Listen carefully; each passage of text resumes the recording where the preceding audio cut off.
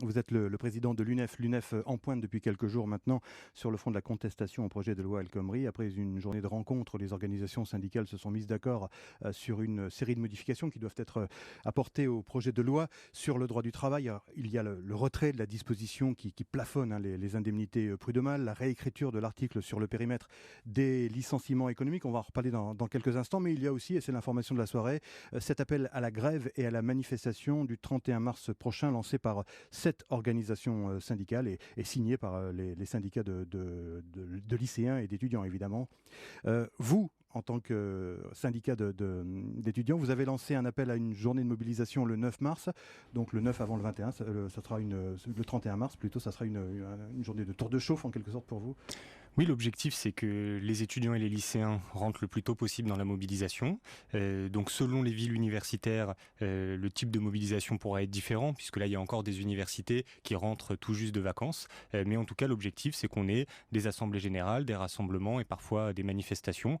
Cette journée du 9 mars, elle doit lancer un mois de mars de mobilisation contre la loi travail. Avec donc une sorte de climax, comme on dit, le 31, ça sera vraiment la journée du temps fort. Je crois que ce 31 mars, ce sera effectivement la journée test. Donc elle est appelée assez largement par des syndicats professionnels, par des organisations de jeunesse. Et je pense que c'est très important que les lycéens, les étudiants, les jeunes et les salariés mènent cette bataille ensemble. Parce que quand on parle de marché du travail, quand on parle de nos conditions de travail, c'est quelque chose qui concerne l'ensemble de la société. Le fait que le gouvernement se dise prêt à bouger sur le curseur, à bouger le curseur sur certaines mesures, ne vous rassure pas. Vous demandez le retrait pur et simple du texte. En tout cas, c'est une bonne nouvelle, le report de ce texte. Ça montre une chose, ça montre que ceux qui, il y a quelques jours, étaient déterminés à imposer le projet de loi, maintenant, face à la contestation qui monte, et notamment la contestation du côté jeune, ces gens-là commencent à être fébriles. Donc ils veulent concerter, ils veulent discuter. Donc ce gouvernement, je crois qu'il vient de se rendre compte qu'il y a des jeunes dans le pays. Alors on peut se dire, pour un gouvernement de la priorité jeunesse, il a mis un petit peu de temps à s'en rendre compte, mais vaut mieux tard que jamais. Donc des concertations, on attend surtout d'en voir le contenu, parce que ce qu'on a entendu de la part du Premier ministre jusqu'à maintenant, c'est surtout nous dire qu'il y avait des incompréhensions sur le texte. Donc est-ce que c'est 15 jours pour mieux nous expliquer ce texte, comme si on n'avait rien compris et qu'on n'était pas capable de lire un projet de loi? J'ai même entendu la ministre du Travail nous dire que les craintes des jeunes vis-à-vis de ce projet de loi étaient absurdes. Donc est-ce que c'est ça qu'on va nous expliquer pendant 15 jours, que nos revendications sont absurdes et qu'on n'a rien compris au projet de loi? Donc évidemment, ce ne sera pas possible et c'est pour ça que notre position, ça reste le retrait de ce texte, qui est une condition pour pouvoir discuter sereinement de ce que sont les revendications des jeunes pour l'emploi. Le retrait avant toute chose, donc.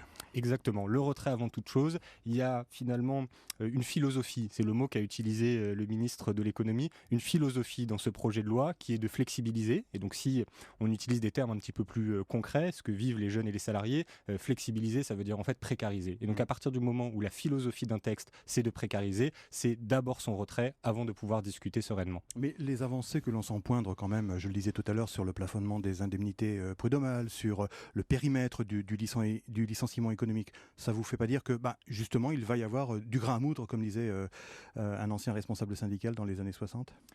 Vous parlez d'avancée, mais c'est un point de vue. Je crois que surtout ce que nous explique le gouvernement, c'est que peut-être certains reculs seraient un peu moins forts que prévu. Je crois que c'est surtout ça le sujet. Par exemple, sur le plafonnement des indemnités prud'homales, on sait que c'est une mesure extrêmement dangereuse. À partir du moment où on plafonne un niveau aussi bas les indemnités au prud'homme, finalement, le recours au prud'homme n'aura plus rien de dissuasif et on va créer des salariés jetables. Et c'est d'autant plus vrai pour les jeunes salariés, parce que le plafonnement se fait en fonction de l'ancienneté. Donc c'est les jeunes qui ont le moins d'ancienneté qui vont avoir les plafonnements les plus bas. Donc sur ce terrain-là, il n'est pas question pour nous de discuter du curseur, de à quel point on accepterait d'être plus précaire. Je crois qu'il faut un petit peu se rappeler quel est le point de départ. Le point de départ dans ce pays, c'est 75% des CDD qui concernent les jeunes. C'est 25% de chômage chez les jeunes. C'est 1 million de stagiaires parce que les jeunes n'arrivent pas à trouver de véritables emplois. Donc de la flexibilité, de la précarité, il y en a déjà et je ne pense pas que l'objectif d'un projet de loi, ce soit d'en rajouter. William Martinet, président de l'UNEF. Je voudrais vous faire écouter cette déclaration de François Asselin. Elle date de 48 heures. Il est le président de la CGPME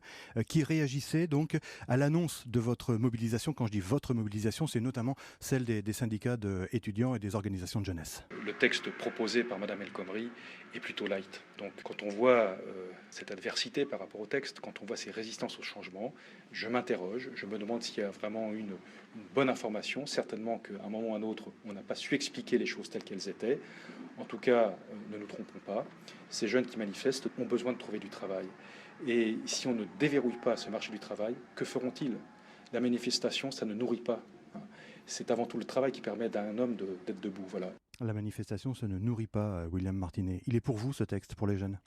Bon, je crois d'abord que vraiment, ces leçons sur l'incompréhension sur le texte, tout ça devient extrêmement énervant.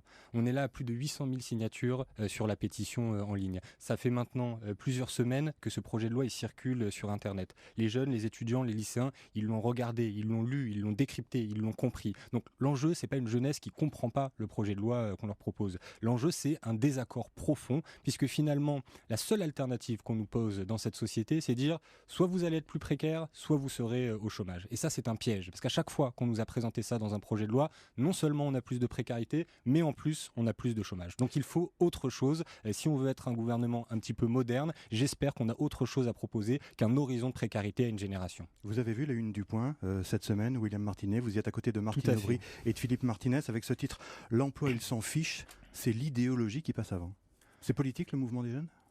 C'est politique dans le sens où ces jeunes ont envie de se faire entendre sur le terrain politique. Et je crois que effectivement, non seulement il y a des désaccords profonds sur le contenu de ce projet de loi, mais ce que sont en train d'exprimer les jeunes depuis plusieurs semaines, c'est un ras-le-bol. C'est de dire que c'est le énième projet de loi qui nous marche sur les pieds, qui nous précarise, et maintenant ça suffit. Les jeunes, ils ont envie un peu de reprendre la parole, ils ont envie de rentrer dans le jeu politique, dans le bon sens du terme, pour dire on a envie de décider, ce gouvernement ne peut pas faire n'importe quoi, et en l'occurrence, sur ce projet de loi travail, ce gouvernement est allé trop loin, et donc maintenant il faut qu'il recule. Un mouvement de jeunesse qui s'inscrit dans la durée, qui s'impose. Il paraît que c'est la hantise de nos gouvernants, notamment de François Hollande.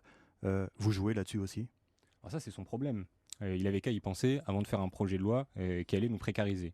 Nous, notre seul objectif, encore une fois, c'est d'obtenir le retrait de ce projet de loi pour commencer de véritables discussions sur l'emploi. Parce que la question pour nous, c'est absolument pas le statu quo. Avec les chiffres que je donnais tout à l'heure de taux de CDI, de taux de précarité chez les jeunes, on n'a pas envie de s'accrocher et de maintenir cette situation. On a des revendications sur l'accès au CDI, sur la protection sociale des jeunes, sur la reconnaissance de nos diplômes sur le marché du travail, des choses qu'on veut mettre sur la table. Et malheureusement, ça fait des mois qu'on les propose, ça fait des mois qu'on tape à la porte du ministère du Travail et jusqu'à présent, on n'a jamais été écouté.